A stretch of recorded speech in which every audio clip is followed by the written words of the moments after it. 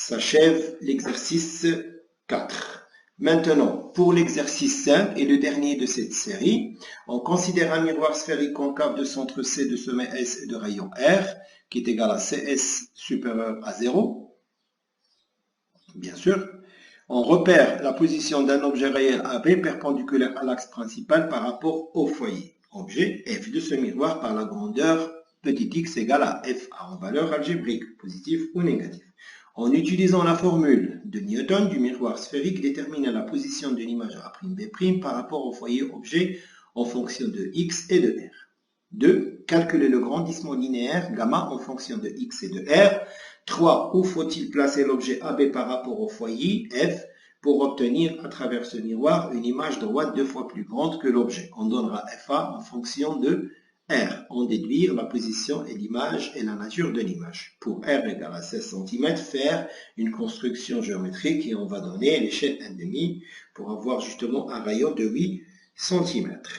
Alors, je vais écrire la relation de Newton. Donc la relation de Newton dans le cas particulier où on a un miroir sphérique, F est confondu avec F', mais de manière générale c'est FA, FA, F'A', égale à F carré. Or F carré égale à F' carré. Et dans ce cas, je déduis que FA', puisque FA égale à X, F égale à moins R sur 2, parce que R est égal à moins SC, et FA' égale à R carré sur 4x. Très clair. Maintenant, la question 2. Calculer le grandissement en fonction de x et de r. Le grandissement, c'est moins SA' sur SA, ou bien CA' sur CA si je considère la relation du grandissement avec origine au centre.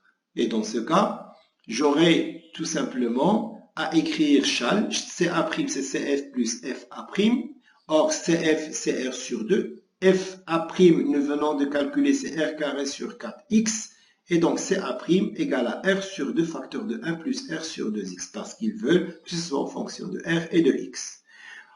CA égale à CF plus FA égale à R sur 2 plus x, et donc CA' égale à x facteur de 1 plus R sur 2x.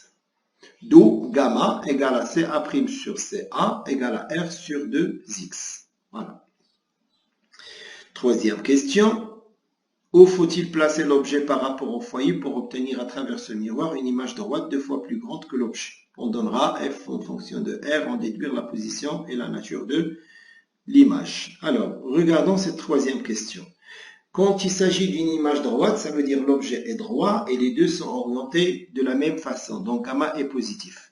Quand on dit 2 fois plus grande que l'objet, ça veut dire que gamma est égal à 2. C'est-à-dire que moins SA' sur SA ou bien CA' sur CA est égal à 2. D'après la relation de l'exercice, la question 2, nous avons R égale, gamma égale à R sur 2x. Et dans ce cas, gamma égale à 2. Et donc, x égale à FA égale à R sur 4. Et d'après la première question, nous avons FA' égale à R carré sur 4x, ce qui veut dire que FA' égale à R carré sur 4 facteurs de R sur 4. Ce qui veut dire que FA' égale à R. Remarquons que FA' supérieur à Fs supérieur à 0, tout ça en valeur algébrique, ce qui veut dire que l'image est virtuelle. Voilà. Donc il reste encore la quatrième question. Pour R égale à 16 cm, faire une construction géométrique à l'échelle 1,5. Et donc sur un papier millimétré, nous allons considérer le miroir sphérique et nous allons prendre le rayon égal à 16 cm, SF égale à moins 8 cm, FA égale à 4 cm, FA' égale à 16 cm. Donc je prends l'objet qui se trouve à cette position entre F et S. Je prends le premier rayon incident qui va être réfléchi en passant par FP. Je prends le rayon qui va passer par F' vers B et qui va sortir parallèlement. Et donc, je vais avoir une intersection vers l'espace des images virtuelles.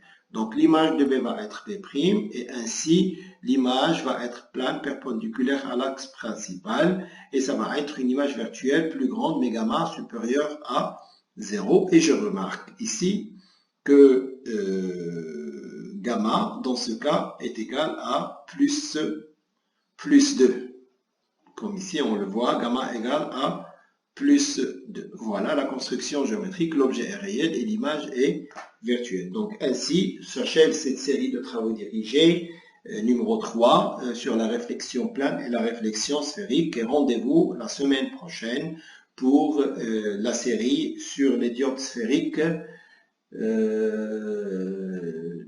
prisme, les lames à face parallèle. Voilà, merci.